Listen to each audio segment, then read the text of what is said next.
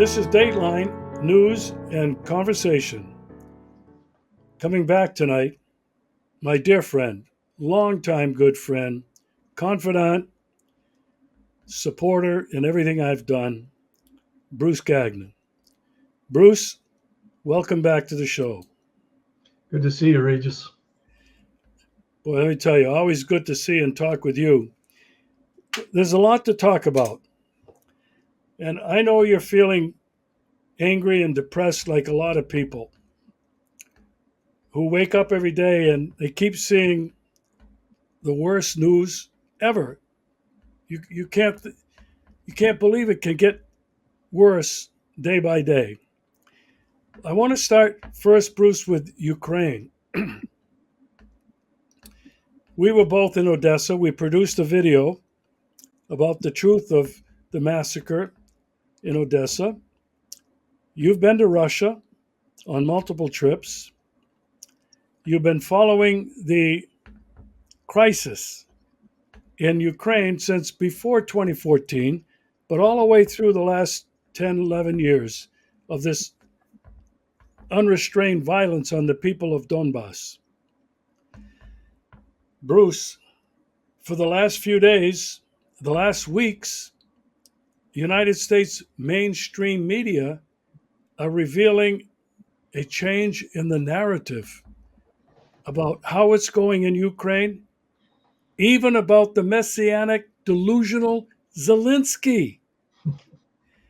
And now it's been reported this week, Bruce, that General Zalushky from Ukraine, the top guy, who's been back and forth with Zelensky, that they're not in harmony, secretly meeting with General Gerasimov of the Russian army. Help me figure out what the hell is going on, Bruce, because it certainly seems like a change in narrative. Something really big is about to happen. What are your thoughts? Well, according to the mainstream media in Washington and London and Brussels and Paris and Berlin, Russia was supposed to lose this war, right? They were losing. US and NATO were winning this thing. But all of a sudden, overnight, it's all falling apart. Oh my God, what happened? Well, it just goes to show that we should never believe anything that we hear from the mainstream media, because they lie about everything, just like they're lying about what's happening in Palestine today, what's happening all over the world. Everything that they get involved in, they lie about. So, the chickens have come home to roost. The Ukraine war that they created, using the war against Russia, we should say, that US and NATO used, where they used Ukraine as the hammer against Russia, it's all fallen apart, as you and I both knew would happen, was going to happen. And so now they're having to face that embarrassment and try to make the best out of the situation as they can. Russia's not going to be in a hurry to save their necks. I'm sure Russia is going to continue to push and push and push the Ukrainian military out of the eastern Ukrainian region as far as they desire to do. The question now is what's going to happen with Odessa, what's going to happen to Kharkiv, maybe even Transnistria around Moldova. These are the areas that one must keep an eye on right now, because Russia might want to essentially liberate those areas too. Okay, you and I both know Vanguard, BlackRock, Monsanto, other agri companies have been buying up land, agriculturally rich land in Ukraine, and factories, looking for the day when they can swoop in and make more profits. The question I have, Bruce, and I've had all along, Russia's three main goals have been to demilitarize Ukraine, denazify Ukraine, which is a military and a long political process, and ensure Ukraine's neutrality, no NATO, no EU. Do you think that Russia can tolerate these companies, these they're parasites, wanting to come in and basically take over operations in Ukraine when you and I both know their goal is to do the same damn thing to Russia? Break up its country, steal its resources, steal its labor. What are your thoughts on that, Bruce? Well, I think you're right. The first thing that comes to mind is I believe that the US and UK and NATO wanted to reduce the population of Ukraine by just continually sending them into battle against the Russians, knowing that they would get slaughtered. And I saw a figure recently of 1 million Ukrainian troops that had been killed over the course of this war against Russia. And I asked myself, why would they do that? And then, as you said, Monsanto and these other agribusiness corporations that want to do GMO farming inside of that rich soil of Ukraine, they don't want all those people around because it's going to be a mechanized operation. And they don't want them in the way, demanding their land, their farming land, all those kind of things. So I think they intentionally have wanted to kill people, reduce the population of Ukraine. They're even sending women now to the front line to fight Russia. I saw a video the other day. Russia was in some wooded area fighting against Ukrainian troops, and a woman raised her hands, said she surrendered, and then said she was pregnant. So they're sending pregnant women to fight the Russians because they're running out of troops. So I think they just want to eliminate as many people as possible so that the land can be taken over easily by these mega corporations. Now, how is Russia going to respond to that? I don't know. But it's going to be interesting to find out. And but Russia has long opposed GMO crops. When you plant GMO crops, the wind blows the seeds into nearby areas. So this is one reason why Russia didn't want to give up the Donbass, one reason amongst many, because they didn't want GMO farming right on their border with the wind blowing GMO seeds into their country, into their farming lands. So this thing is not over, and there are many different aspects to it that are going to have to be dealt with over the coming years. Yeah. My own feeling is all Russia has been asking for decades, really, since Putin became president, recognize our security needs, our guarantees. That's all they want. And I think for Russia to achieve that goal, my opinion, it's not a forecast. I believe that Russia has to take over all of Ukraine, right up to the borders of Moldova, Transnistria, right up to the borders of Poland.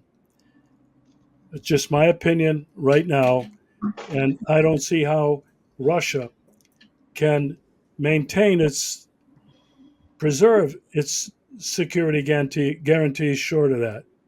I don't know that they want to go that far towards Poland, because then they have to essentially police that area and take care of it economically. They already are going to have a massive job of rebuilding the Donbass, which has been destroyed from the Nazi Ukrainian military shelling since 2014, since the U.S. orchestrated coup in Kiev. So I don't think they're going to go that far. I think they're going to secure Odessa and Kharkiv and probably stop there. And I just don't see them going that far. Anyway, Um, Well, the other factor is China has its goal of a new Silk Road, one bridge, one road. It's got to go right through that area. It's got to go through the Middle East. And so I think China has a great deal to invest and be invested in what happens in Ukraine. I think they will definitely be part of the rebuilding. It's to their advantage. Anyway, what do we know? Two little guys from Maine. yeah, not so little. You're much bigger than I am, Yeah, actually. right. Uh, all right, listen, we got to transition now. We're talking about Ukraine, talking how the narrative is changing. The dollars are drying up in Washington. That's clear. Mm. The Congress is against it. Republicans in the Senate are against more money to Ukraine. They've given the message very clearly to Zelensky in Ukraine on several levels. And now we have Bruce, October 7th. Hamas performs a military miracle, really. It's being described by people like Scott Ritter as unprecedented. And now America's saying, we don't have the funds, we don't have the shells to send to Ukraine because we got to send them to Israel. My first question to you, Bruce, was October 7th a 9/11 for Israel? Was it a terrorist attack or was it a military response to years of bombardment, to years of oppression, occupation, and the massacre of thousands of people? What are your thoughts on October 7th? Mary Beth and I went to visit some friends down in Ipswich, Massachusetts. We left on Friday, spent the night, came back Saturday afternoon. And while I was there, I was looking at the Boston Globe newspaper at their house. And in there was a story that I think came out in a British paper and then the New York Times, that Israel knew a year in advance the plans for that happened on October 2nd, 7th. So obviously, I believe they used that as an opportunity to play dumb, let it happen, and then use it as an excuse to do something they've long wanted to do, which is genocide the Palestinian community across the Gaza and the West Bank and Jerusalem. And they're working hard to accomplish that goal right now. They should be, the United States, because of its complicity in this operation, and Israel should be brought before the International Criminal Court. Now, don't forget, Vladimir Putin was accused by the ICC and charges were filed, and now he's a persona non grata, uh, especially in the European area, because he rescued children in the Donbass whose parents were killed or parents wished they be taken out of the war zone. And he brought them to Russia and put them in schools and where they were safe and getting fed and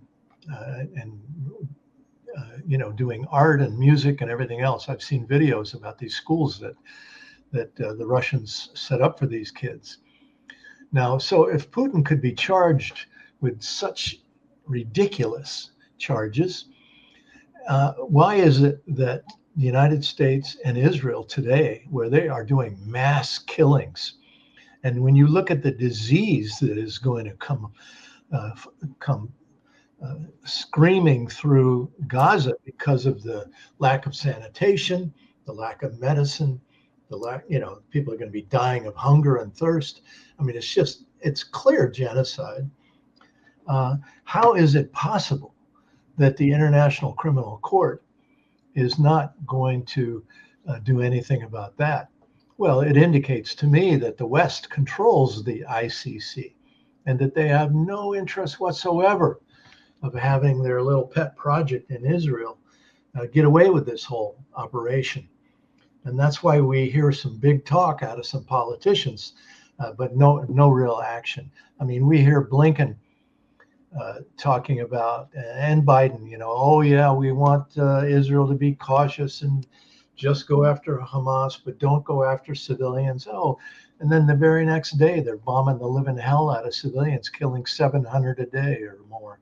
So I mean, it's just absolutely indescribable, and it's evil, and they can't be allowed to get away with this. And we all should be screaming all over the world. We should be screaming, and don't let up. Don't stop for a minute, calling for the heads, if you will, of these leaders of the United States and Israel.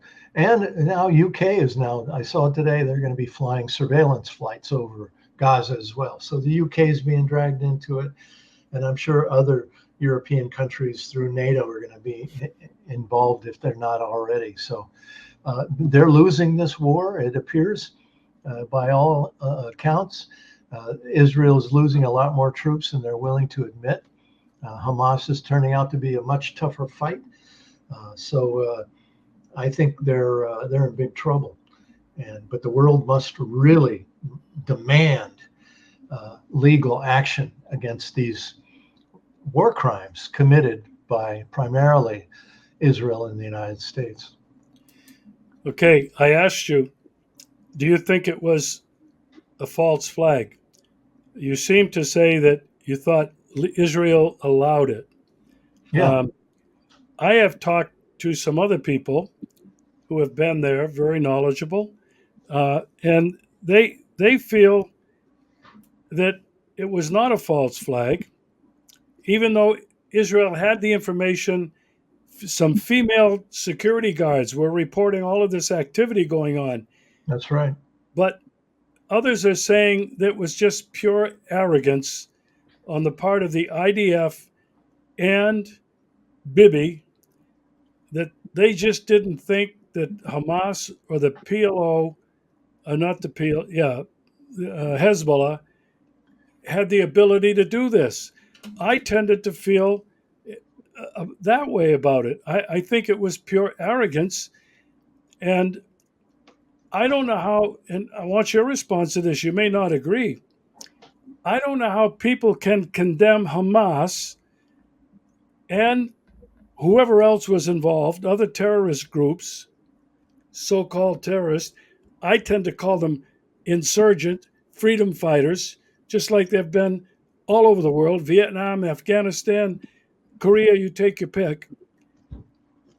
I feel, as Scott Ritter reported, it was the justifiable military response after years and years of the unrestrained violence of Israel on the people of Gaza and Palestine, Lebanon, Jordan. What are your thoughts? Well, I think Hamas is a liberation movement.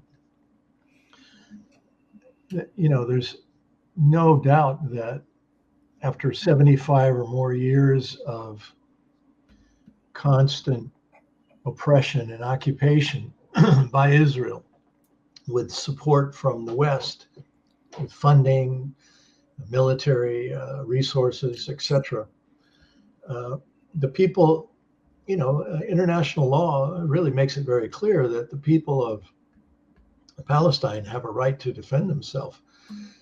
We have 8,000 people. We've heard that 8,000 people now are prisoners inside of Israeli jails, and we know from the testimonies of those that were recently released about the abysmal treatment they've received. Horrific treatment, illegal treatment for any prisoner to be held that way. And essentially, they're prisoners of war.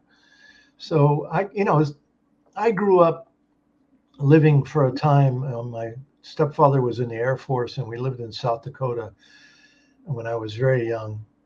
And I began reading everything I could about Native American people, the Lakota, the Sioux in that region in the Black Hills. And I always frame everything by asking myself, did the Native people in America have the right to defend themselves against the onslaught and the murderous genocide by the U.S. Army? And of course, the answer is yes, of course they do. They did. And so I see it the same way today in Palestine. The Palestinian people have every right to defend themselves. And my God, they've been so, patient, if you can use that word, over the years, as their communities have repeatedly been destroyed by Israel. And so I don't for a minute see them in a negative light. And look at the videos as during these few so-called pauses when Hamas was releasing Israeli, mostly women and children, that they had captured on October 7th. As they were releasing many of these people, the exchanges that they were having, the hugs, the waves, the smiles, it was clear. And the statements that many of these so-called hostages have made after they were released have been profound, where they said they were treated with deep respect. They were fed, and then they were given the best conditions that were possible under the circumstances. And you compare that with the testimonies again coming from Palestinians that have just been released from the prisons inside of Israel. It's night and day. So clearly, if there's anybody that's out of step with international law, if there's anybody that's out of step with human dignity and humanity, it's Israel and their master supporter in Washington. Well, going back to the beginning, Israel is an artificially created territory. They call it a state, but it was artificially created. And since that time, Israel has been regularly bulldozing Palestinian villages, olive groves, and creating these massive modern communities for maybe 800,000 people, I think it's estimated at. So to me, Israel clearly is an occupation army, an occupation force. It's not a state. And its purpose since the beginning was to do exactly this. Now, Bruce. Let me just comment on this. Yeah, go ahead. I watched a video the other day. I'm going to put it on my blog in the next couple of days. It was a Israeli member of the parliament who was recently sanctioned for speaking out against Netanyahu and his war cabinet's operation against the Palestinian people. And so he was suspended from the parliament for a period of time. I think it was maybe 60 days or something like that. So he was being interviewed about that. And, he was critical of October 7th. He was critical of the Hamas operation. But then he was really most critical of Israel's response and their longtime response against the Palestinian people. And he said that we're going to have a civil war inside of Israel because the conditions are so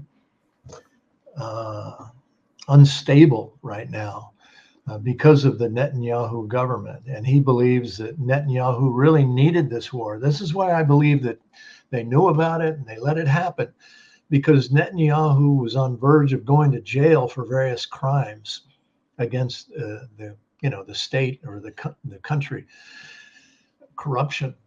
And he needed this war to take the heat off him in a way that I think Joe Biden needs this war too, because Joe Biden, now that the Republicans control the House of Representatives in Washington, is being investigated, him and his son Hunter, for all their corruption, whether it was Ukraine or receiving kind of payoffs from China. And so in a way, Biden, like Netanyahu, they both need this war to keep the pressure off, And so this is what I think, that indeed they did know about it. They knew that this thing was coming, but they let it happen because they knew that it would distract and give Netanyahu a chance to continue to go forward. I agree with you that Israel may be looking at a civil war, a breakup. Uh, many people in Israel are unhappy with Netanyahu, with the economy. Um, they're very unhappy with this war, which has forced thousands and thousands of them out of their kibbutzes, out of their communities, Yeah, because they feel it's not safe. It's right near the border. yeah. Others are fleeing the country, getting out, either because they're afraid or they don't agree with what Israel has just done. 300,000 left. 300,000 left. Yeah. I mean, that's a huge number of people. Yeah, And Israel, their economy is in big trouble right now because so of war, because of the kibbutz that people have left, especially in the northern areas just near Lebanon. And so I noticed the other day that they were bringing in Africans to do farm labor into Israel. Uh, that's why a lot of these people from Thailand were there that were captured on October 7th that have been released by Hamas during these pauses. They were there as slaves basically, and now they're going to bring in Africans to replace all the people that have left because they need workers to keep their economy going. yeah, so in my opinion, I think it's safe to say that Israel has shown its vulnerability militarily and politically around the world. They are being condemned by almost everybody for this unrestrained violence, this ethnic cleansing, this genocide on Gaza. And it's questionable, in my opinion, whether Ukraine can survive, whether Israel can survive far into the future as a state or an entity. All right, I want to. I'm not changing the subject, but I want to reflect on something. I have been attending with the members of the Crimean Guides Association a number of excursions to military battlefields. And Bruce, if there's any country that has been inundated with invasions from other countries, with battlefields where tens of thousands or millions have died, it's Russia. Yeah. Every So 100 years, every 100 years, Europe, I think they take turns. They must draw straws in Europe to say, okay, who's going to invade Russia this time? Napoleon and the French, then the English. Yeah, So yeah, the last 500 years, it's at least every 100 years they do a big invasion and get Well, their ass kicked. here's what I'm thinking. Whenever I go to these memorials or I visit these, there's a World War II big memorial here in outside of Sevastopol, where all kinds of military hardware from World War II, and then a beautiful chapel memorial site. And I really hate going to these places. I hate being reminded of how, Bruce, every successive war and generation has developed more lethal weapons. It's been going on for tens of thousands of years, really. And so I was sitting there yesterday, and I happened to have been just meditating with a Cuban cigar and a little bit of wine while the group was touring this large site. You weren't smoking a joint? No, well, a Cuban cigar for me is a joint. I could get a buzz off that. So here are these guides and some of their friends taking copious notes from the woman who is extremely knowledgeable.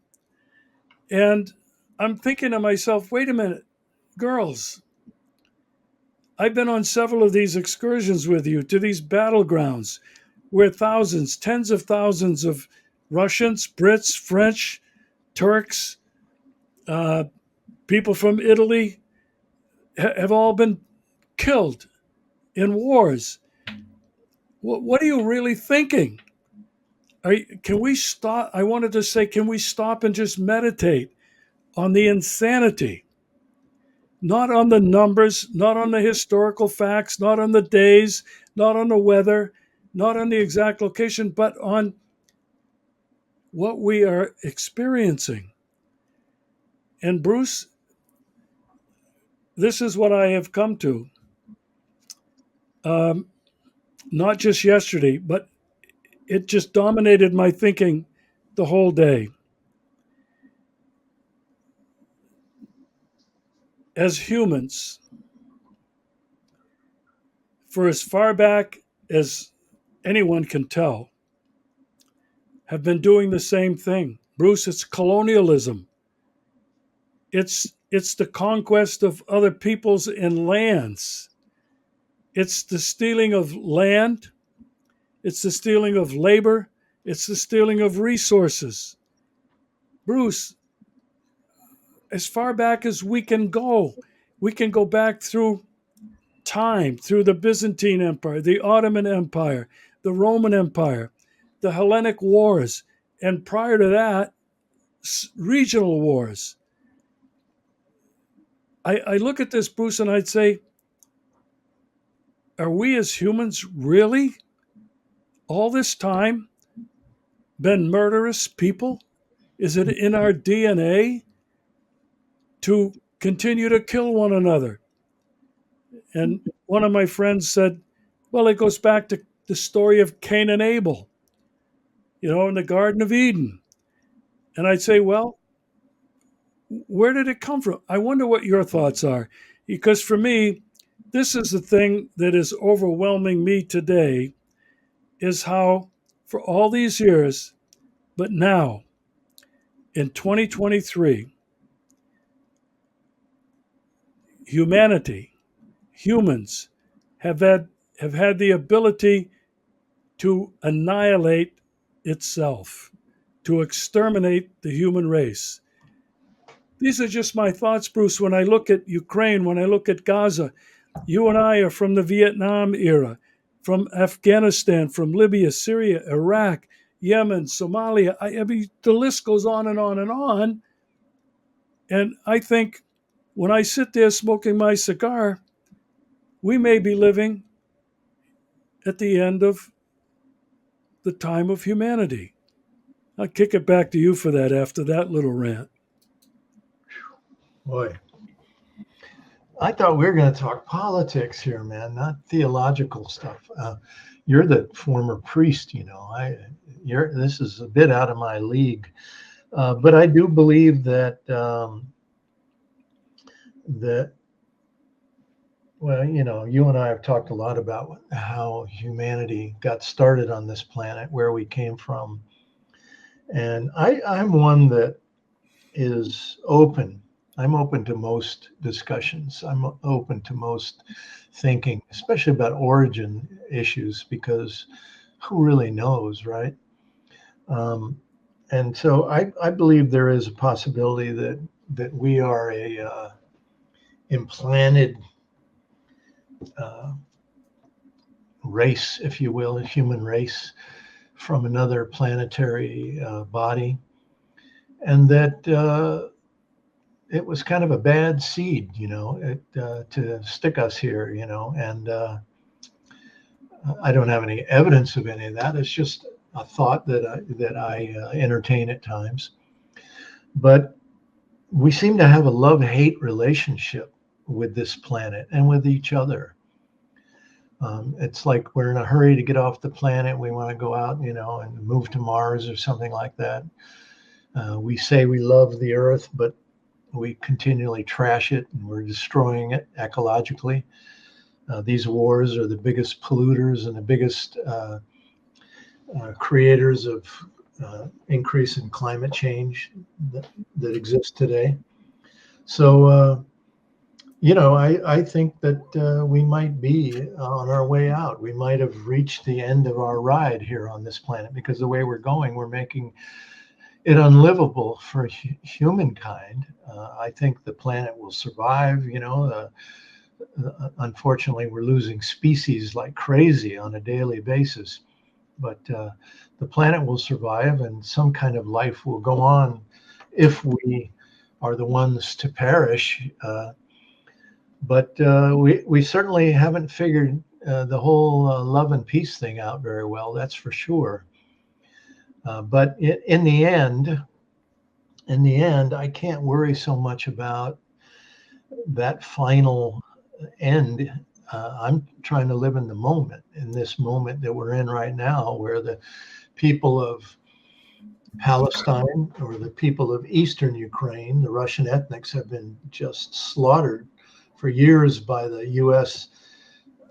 armed, led, installed, directed Nazis of that who predominate in Western Ukraine. So I'm trying to live in this moment and do my best to help end this madness without contributing to it in any way. I'm trying not to. I'm trying to keep my spirit strong and keep my heart strong. But there are times I find myself descending into the madness, in thought.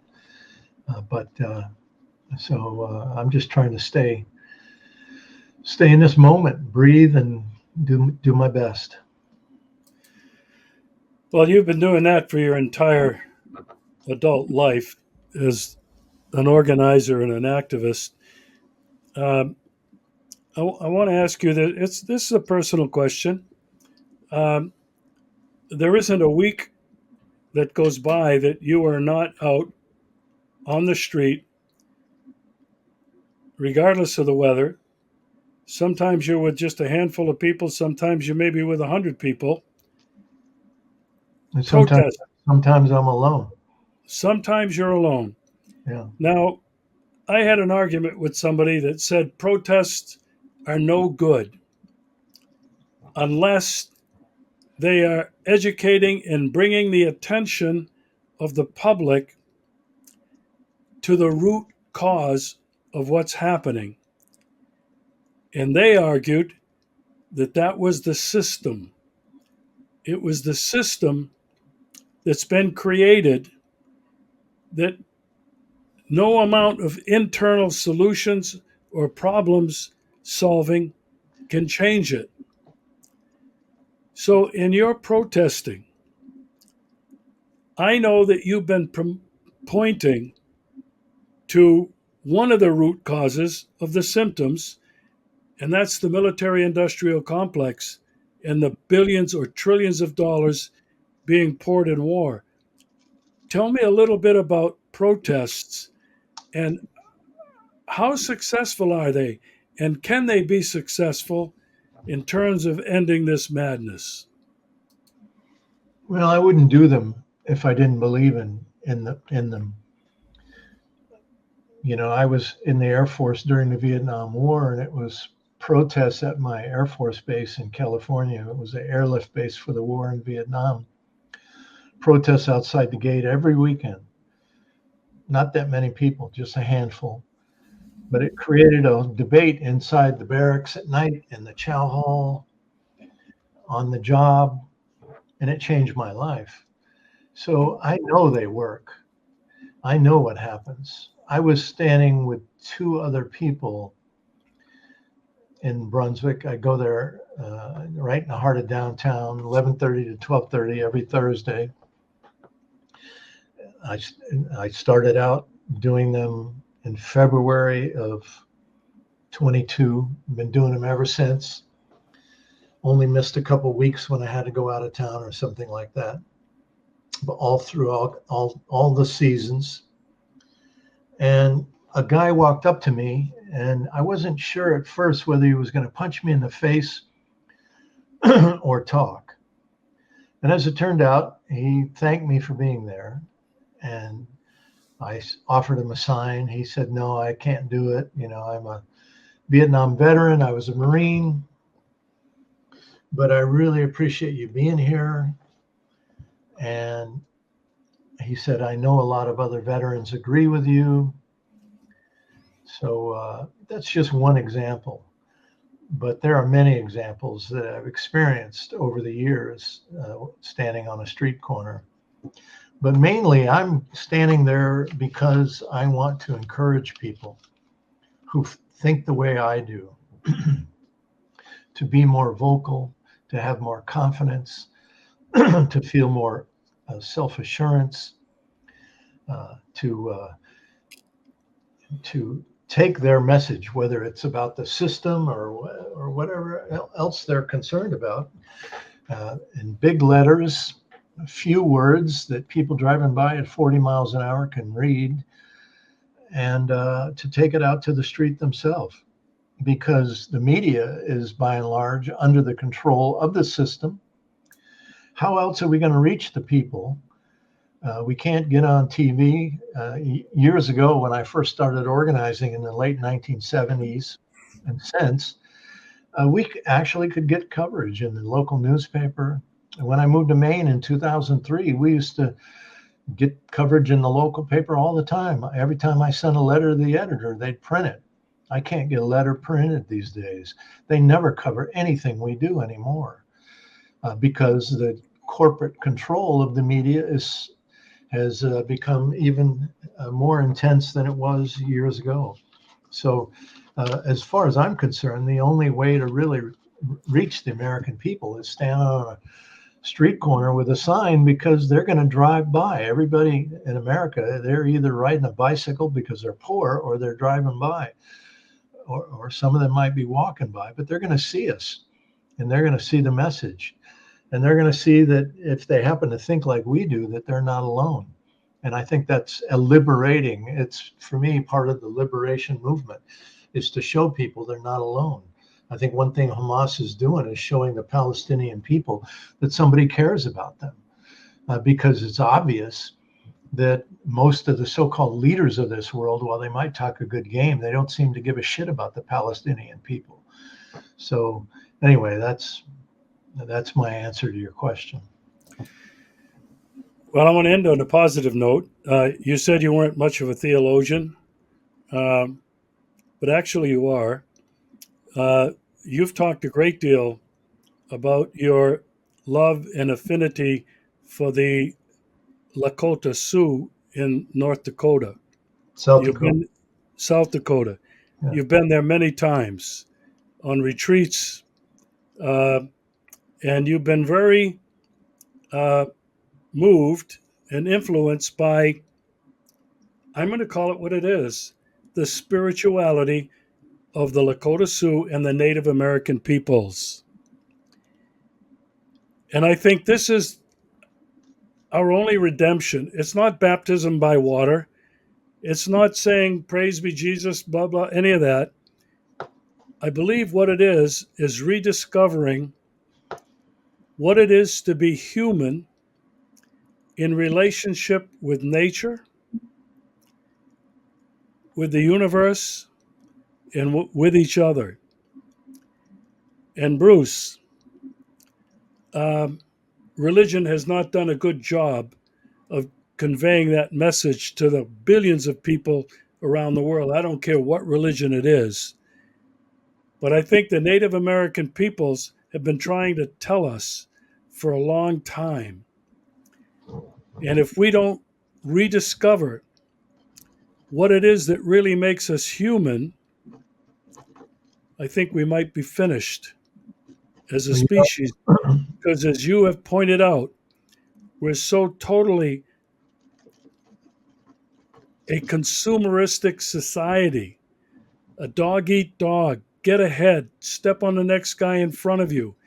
And we're a society that really depends on the conquest of land, theft of land, resources, and labor.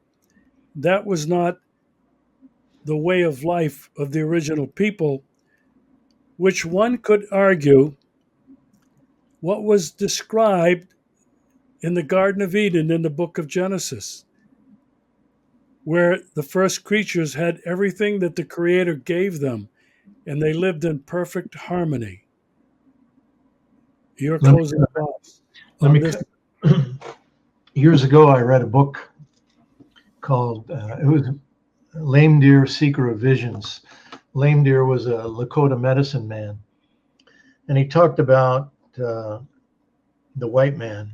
When the white man came to this continent, the native people noticed that he was blinded by his love for the green frog skin, the dollar bill, and he was not able to understand and appreciate and be connected to uh, all the things that lived: the wind, the sun, the water, the plants, the animals, the rocks, the dirt, that everything was alive and we were all connected to that.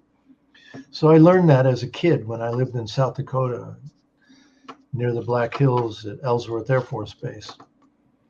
And I've gone back there.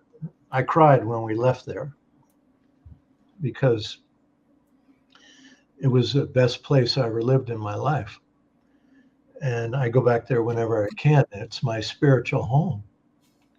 So I'm just trying to do the work. I prayed when I was young, to the Great Spirit that my family was kind of crazy. It was a violent, uh, dysfunctional family. And I prayed to the Great Spirit that I would give my life if I could just be part of this beautiful connection to all life, to everything. Let the Spirit run through me as well. So it wasn't until I was much older that I realized, in a way, my prayer had been answered. And this path that I've been walking ever since as an adult was, in fact, the answer to my prayer. So I try to remain true to it as best I can. I'm just another infallible human being like anybody else, but I try my best. And so that's what I'm doing. And when I'm standing on a street corner, it's for me a prayer. And it's, in a way, the most and the best thing I can ever do. You know, we talk about peaceful protests, but I would like to think something needs to be talked about a whole lot more. I don't think it's just the desire for peace and justice around the world. I think it's love that motivates people to put their own lives on the line, to put their own boots on the ground, to open their mouths, to not just protest on street corners, but if you're able to do it, protest daily to your elected representatives locally and in public office. Uh, I don't think it's just the motivation to have peace and justice. I really would like to think it comes from something much deeper, which is a love for the life that we know could be. Your Yeah. thoughts? No, that's well said, and I agree with every word of it. I don't think there's anything else to say. It's we all are challenged. We're given an opportunity. To me, life is an opportunity to be part of something good, and we have that choice. We can either feed the the good wolf inside of us, or we can feed the bad one. We each have that choice. I try to feed the good wolf and try to, follow that path as best I can.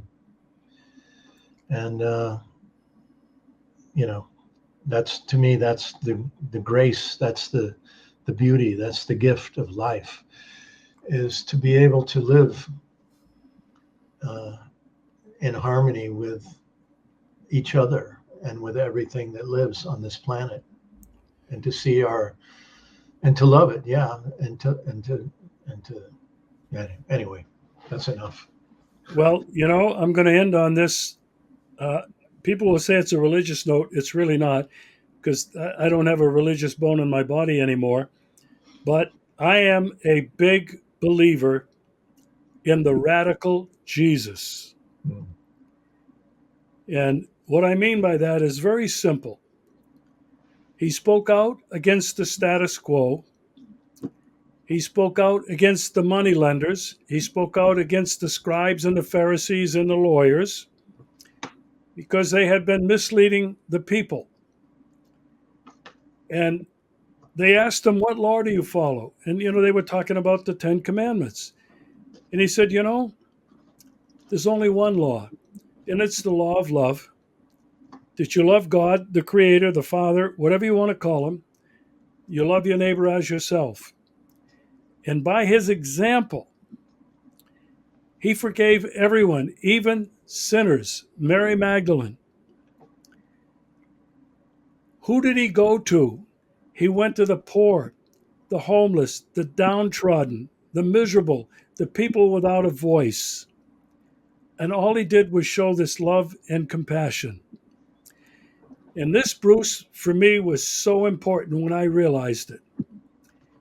To those followers that he had, and they were a motley group, he said, when you go out to spread this word, you are to take nothing but the clothes on your back, the sandals on your feet, and the staff in your hand. And Bruce, when I look at religions today, all of the leaders are walking with a golden staff, bedecked with jewels, walking with fancy headgear, walking with incredible expensive clothing, and white or red expensive shoes. And so for me, to stay in the moment, and I know that's the case with you, my friend, it is to stay, what I would say, in the moment of the radical Jesus, in the moment of the original peoples, to be one in harmony with each other, and to spend our lives doing that. Well, I love Jesus too. And I love Allah, and I love Buddha, and all the other great spirits. I want to honor all of them and learn from all of them and to carry on as in my own little humble way their wonderful spirits. Thank you, Regis.